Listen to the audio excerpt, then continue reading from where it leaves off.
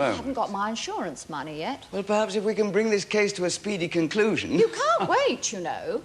You have to restock immediately. It looks very bad, having empty shelves. If you could please just answer the question, Miss Gilbert. I just thought you should know. The case of whether or not your insurance company has paid up has no relevance to the outcome of this case, Miss Gilbert. It has to me. I've taken half a day out to come here. I wouldn't have done that if I didn't think I was going to get my insurance in the end. You will be given an expenses claim for the time you have given up, Miss Gilbert. Oh, thank you.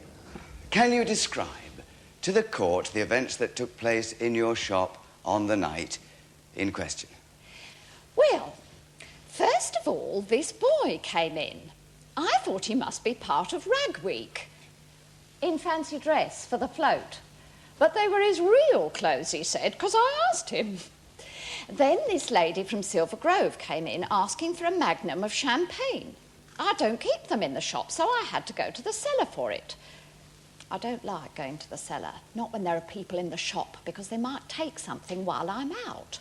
I tried to get her to have 2 bottles, but she wouldn't. There isn't much more expense, and that way you get 2 corks to let off, but she said she'd rather save the money and not have the second cork. She didn't look the sort to run off with anything, though I wasn't quite so sure about the boy. He did seem to be taking his time. When I came back, she'd got a whole lot of other things that she put on the counter. She said she was going to pay by cheque. And while she was writing her cheque, we got to talking about her lad's scholarship. Then that one came in. The accused? Yes. So Paula Carline came in while you were talking? Yes. Did she recognise the woman you were talking to? Recognise? I tell you, if looks could kill. At first I thought it's because she's been kept waiting. But when the other one turned round, well, as soon as they saw each other, I could tell there was going to be trouble. How could you tell? Just the way they looked at each other. I knew it was a fight over a man. Did either of them say anything to the other? No. The first one just picked up her stuff, making it perfectly obvious that she had nothing to say.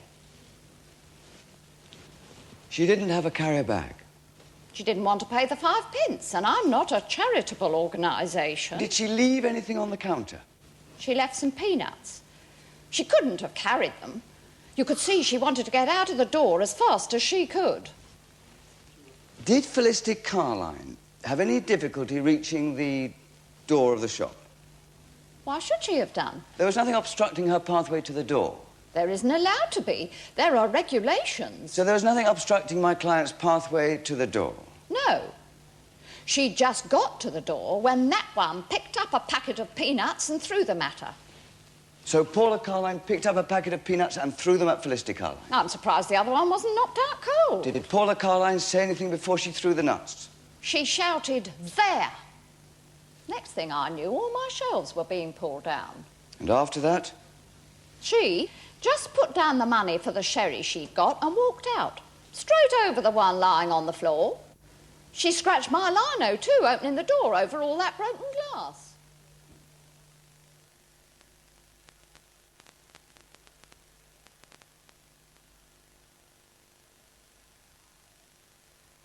Marlboro Great Westerns, rangkaian film yang penuh aksi dan menakjubkan, memaparkan adegan-adegan hebat dalam perjuangan wira-wira Amerika untuk menaklukkan alam liar. He's no gentleman at all. He's a son of a yellow-bellied sow. Saksikanlah film-film menarik ini. Marlboro Great Westerns, setiap hari Rabu, 9:30 malam, RTM rangkaian pertama.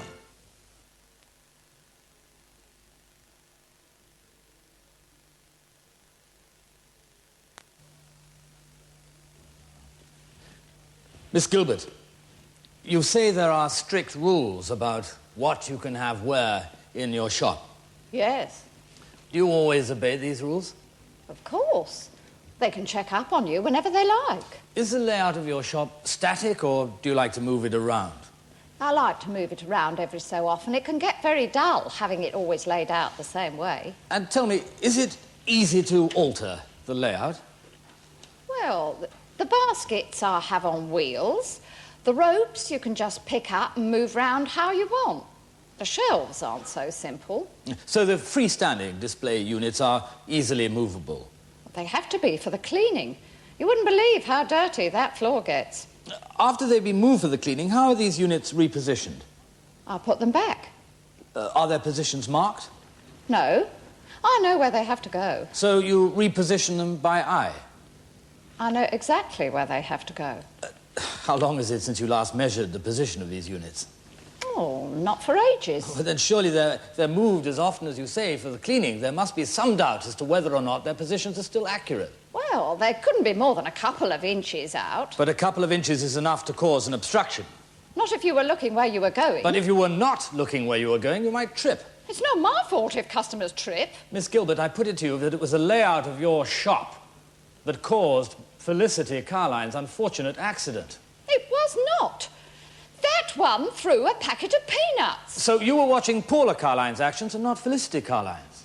I saw the peanuts hit her and her trying to save herself. Miss Gilbert, if the verdict in this case is not guilty and it is proven that Felicity Carline tripped when leaving the Van Ordinaire, it would be somewhat inconvenient for you, would it not?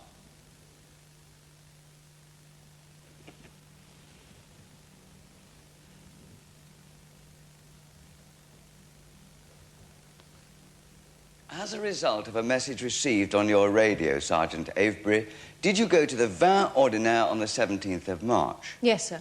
And when you got there, what did you observe? There'd been a disturbance. A woman with multiple injuries was lying on the floor.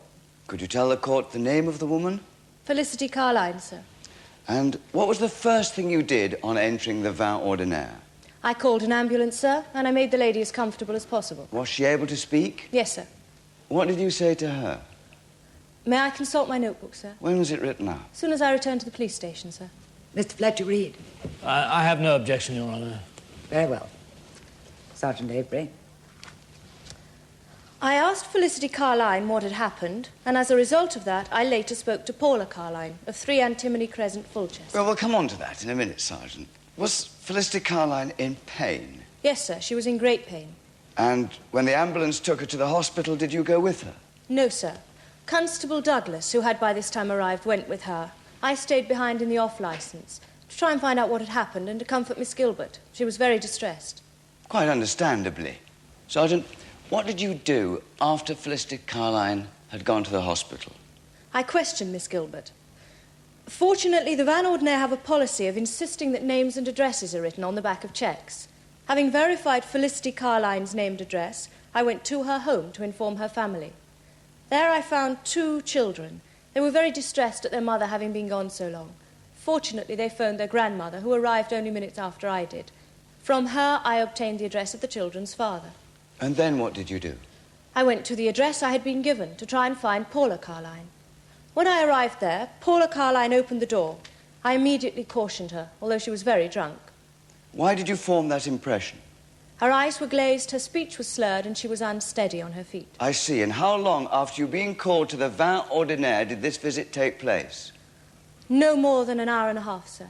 An hour and a half. Was Mr. Carline at home?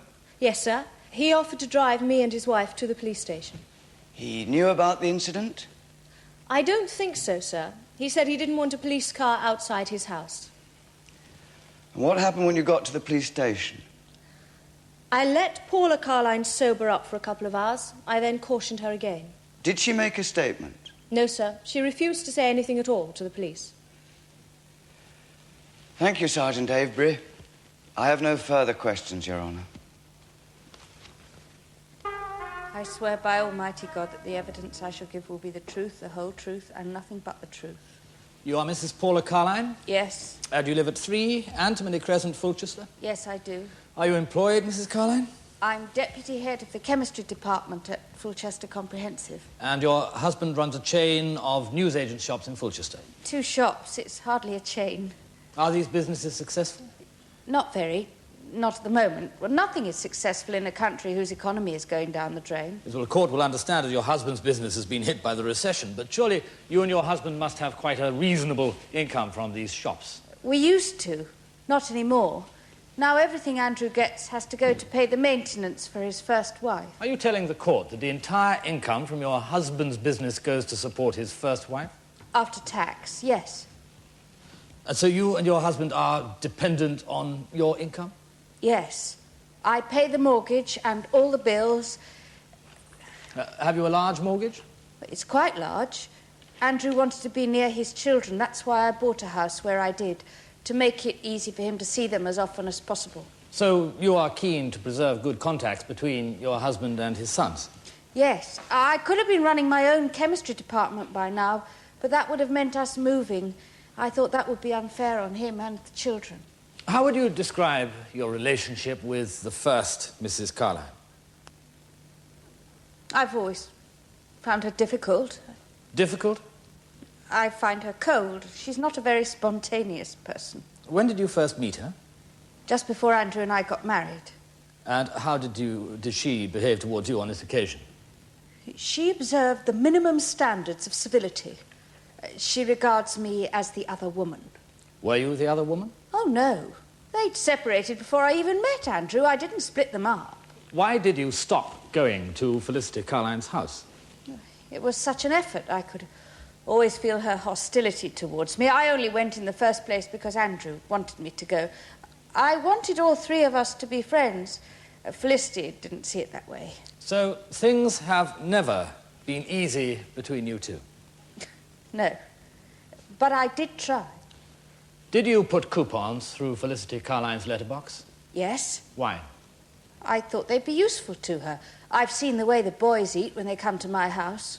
And this was your motive for giving her these things? I wanted to help her. You were not aware that Felicity Carline objected to you giving her these things? I am now. I don't understand her complaint, though. She spent them. She got the money for them. I could have used them myself. Felicity Carline never asked you to stop sending them to her? She told me to go away once. I thought she was angry about me, not the coupons. So you were not aware that she wanted you to stop sending them to her? No. Would you have stopped if you'd known? Of course. I'd have used them myself. Where did you get the coupons from? I cut them out of old stock which hadn't sold, and magazines that Andrew had overordered or people had forgotten to collect. He leaves them in a pile so that the staff can take whatever they want. Are you on your husband's staff, Mrs. Carline? Part-time staff are very expensive. I help out whenever I can. Does your husband pay you? No, he couldn't afford to. So, in effect, Mrs. Carline, you have two jobs? Yes. Well, Andrew's maintenance is very high. He needs to make as much from his shops as he can. Do you feel bitter about the fact that you have so little free time when Felicity Carline doesn't work at all? Sometimes. I think all second wives in my position do. I do realise she has children to look after, though. Could you tell the court what had happened to you on the day of that meeting in the Lauderia shoe shop? That day, The court does realise that some of the questions put to you may be painful, Mrs. Carline. I've tried to forget as much of that day as possible. Nevertheless, you recollect some details of it. Yes. It was the day I found out I wasn't pregnant. You had been thinking that you were? I'd been sure I was. I went to get the results of my pregnancy test, and it was negative. It was a terrible shock. I'd been waiting for so long, and women get to the point when they run out of time. Anyway, I was terribly upset, but through my mind all the time was going the thought, how could I possibly afford a baby with the way things were? I didn't see how Andrew and I could survive financially if I had to give up my job. I suppose we would have done. We haven't had the chance to find out. What did you do after you discovered that you were not pregnant? I was desperate for a shoulder to cry on. I went to see my friend. Was she helpful? She poured a lot of gin into me. Do you usually drink, Mrs. Carline? Hardly at all. I don't like the taste much, but Sylvia said Sylvia. My client's friend, Your Honour. Sylvia said a stiff drink was what I needed. Can you remember how much you had to drink? Enough to make me pretty light-headed. And what happened after that? Sylvia said that the best thing to do would be to buy something I wouldn't have been able to afford if I had a baby. I needed a new pair of shoes. Lodderia's sale was on. I wanted to be extravagant without being too extravagant. So I went in to see if I could find a nice pair of shoes. Felicity was in the shoe shop. Did she say anything to you? No. I wish she had. I needed someone to talk to, anyone. But she ignored you? Yes. Felicity Carline says you threw down a shoe in Lodderia. No. Well, will you tell the court what you did do with the shoe? I was looking at it. Yes. It was a shoe that ought to have been a baby. I just let go. Just let go? Dropped it. Did you say anything to Felicity Carline? She says I did. Well, can you remember saying anything to her? I said something. I suppose it was something about money. That's what was going on in my head. Well, one of the things, I had had more to drink than I ought. Why had you been drinking? I was dreadfully upset. Turning to the events of the 17th of March, did you go anywhere that evening? Yes, I went to the Vin Ordinaire. Was there someone there that you knew? Yes, Felicity was in there talking to the shopkeeper. Did Felicity Carline see you when you entered the shop? Yes, she did. You're quite sure she saw you when you entered the shop? Yes. Then she turned round and went on with her conversation. Could you hear what was being said in this conversation? Oh, yes. It's a small shop, and I'm sure she meant me to hear. Will you tell the court what this conversation was about? It was about Joseph, my eldest stepson, about a music scholarship that he'd won to public school. She was talking about the party they were going to have to celebrate. Then what happened? Well, she obviously decided she'd kept me waiting long enough, so she picked everything up, except a packet of peanuts. Then what did she do? Flounced towards the door. Were there any obstacles between the counter and the door? Yes. Well, Felicity's right. The layout of the shop's atrocious. We'd never have been allowed to get away with it in one of Andrew's shops. It was an obstacle course. Well, will you describe to the court the nature of this obstacle course? Well, there certainly wasn't a straight line between the counter and the door. There were several basket things on wheels with bottles of wine in them, and there was a big pile of stacking baskets with every sort of flavoured crisp. And right by the door, on the side that you open it, there was a sort of rope barrier thing. I noticed it because I nearly caught my foot in it when I entered the shop. So you realised that the layout of the shop was dangerous? Well, it was navigable with extreme caution. But if you had not been looking where you were going, it would have been a hazard. Most certainly. Did Felicity Carline go straight to the door? Well, she couldn't go straight to the door because of all the things in the way. I'm sorry, I'll phrase the question better. Did Felicity Carline make her way to the door without any hesitation? About halfway to the door, she paused. Well, I realised it was because she'd forgotten the peanuts. Well, I know the boys like peanuts. I knew they'd be disappointed if she didn't take them home with her. I thought she'd want them as part of the celebration, so I picked them up so I could throw them to her so she could take them with her. So you picked up the nuts in order to throw them to Felicity Carline? Yes. Did you think that she'd be able to catch them? Well, she had her right arm free, and my throwing's pretty accurate. She ought to have been able to catch them. Did you warn her that you were about to throw them?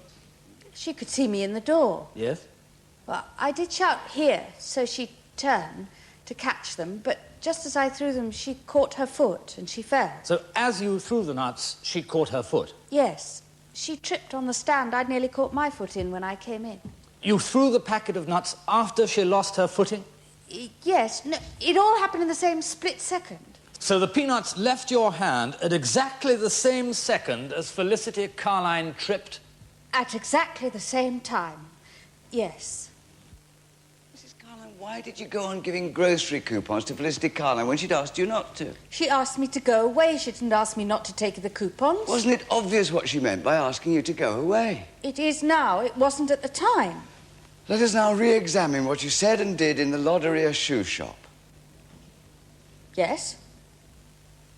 You say that you can't remember exactly what you said that day. It's a long time ago. I had other things on my mind. So you didn't say, if this bitch can afford expensive shoes like this, why am I paying her maintenance? I don't know how she remembers so well after all this time. So you admit you said it? I might have done. Is what I would call her. It's a stupid word, but I don't know another word which says what I really want to say about her. So you admit calling her a bitch?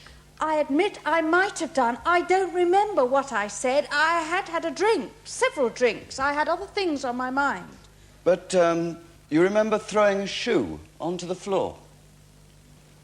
I heard it fall on the floor. I must have dropped it. If I'd thrown it, I'd have been expecting a noise, wouldn't I? Well, that's for you to say, Mrs. Carline. Shall we move on to the 17th of March? When you entered the off-licence, Felicity Carline was involved in conversation. Yes. She did not notice you enter the shop. Yes, she did. How do you know what Felicity Carline did see and did not see? I'm sure she knew I was there. She must have done. Felicity Carline and Miss Gilbert are sure that she did not see you. Eunice Gilbert saw me go in. Eunice Gilbert was facing the door. Felicity Carline had her back to it, did she not? She knew I was there. Can you tell the court what the conversation that Felicity Carline and the shopkeeper was having was about? It was about Joseph, my eldest stepson, about him winning a music scholarship to a public school. And was this information new to you? No, my stepson had told me himself. What had been your reaction?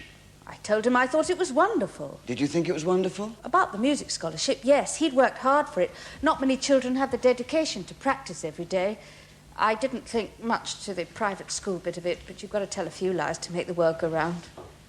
Just as you have told a few lies to make this court come round to your story. That isn't true. We'll sort out the fact from the fiction later, Mrs. Carline. Why didn't you feel wonderful about your stepson getting into public school? It was obvious where the money was going to have to come from. But your stepson had won a scholarship. Only for his music lessons, not for his other tuition or his board. So you objected to your stepson's scholarship because of what you thought it would cost? That was one reason. There were other reasons? Yes. What were the other reasons? I teach in a comprehensive school. That's the system of education I believe in. You can hardly blame me for not being enthusiastic about private education. So you disliked the conversation that you overheard between Felicity Carline and the shopkeeper? I disliked her glorification of the system. And the conversation you overheard angered you? Not really. Is the court to believe that you listened to a conversation that was totally against your principles and it didn't anger you? I didn't like the conversation. It didn't make me very angry. It didn't make you very angry? It didn't make me angry at all. Then you can hardly be so fervent in your upholding of the comprehensive system as you'd have us believe, can you, Mrs. Carline? That isn't true at all. You're getting angry now, Mrs. Carline, in defence of your principles, are you not? No, I'm not. Are you sure, Mrs. Carline? What happened after Felicity Carline and the shopkeeper had finished her conversation? She finished writing her cheque, and she grabbed everything except the peanuts and stormed out. But the complainant never left the shop, surely? She went off towards the door. What size was the packet of peanuts left on the counter? Do you mean the size or the weight? The weight, Mrs. Carline. About 500 grams? So it must have been quite a large packet. Yes.